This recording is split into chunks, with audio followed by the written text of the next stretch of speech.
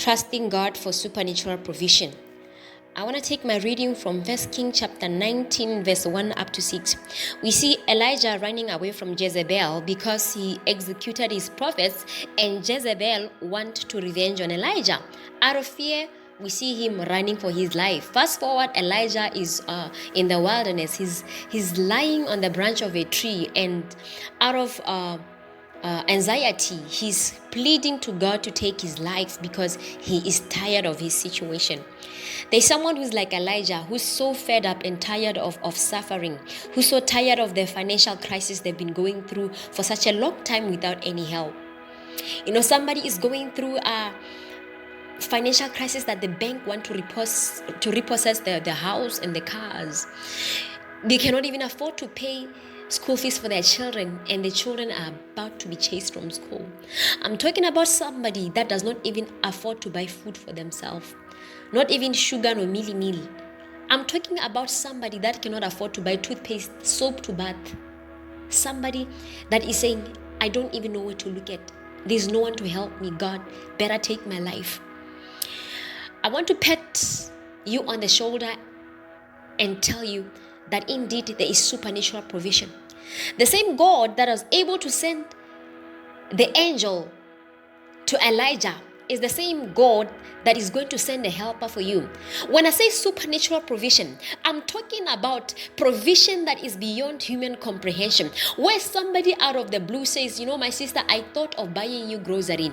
My sister, I thought of giving you a 500. I don't know why. I love you so much. Take.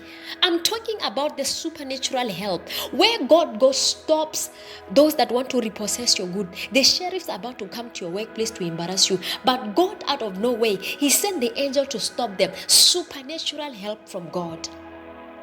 God is saying in Philippians chapter 4 verse 19, my God shall supply all your need according to his riches and glory by Jesus Christ. Everything is already there for you in heaven, and God is ready to supply your need.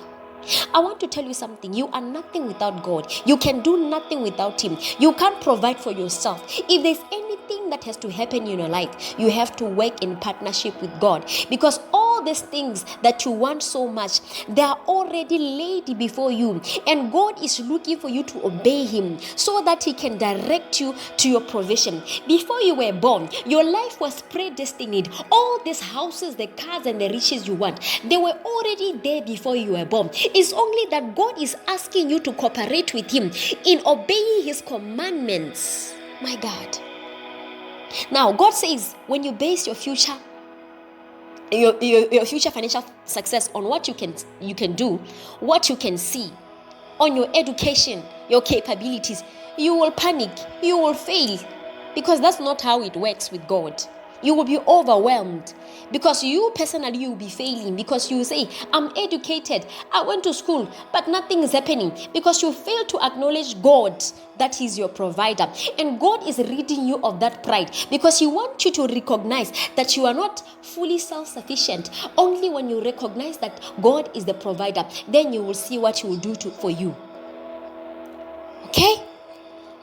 I want you to enter into supernatural rest today in faith, and know that God is a provider, and indeed he will provide. Find peace. Be blessed.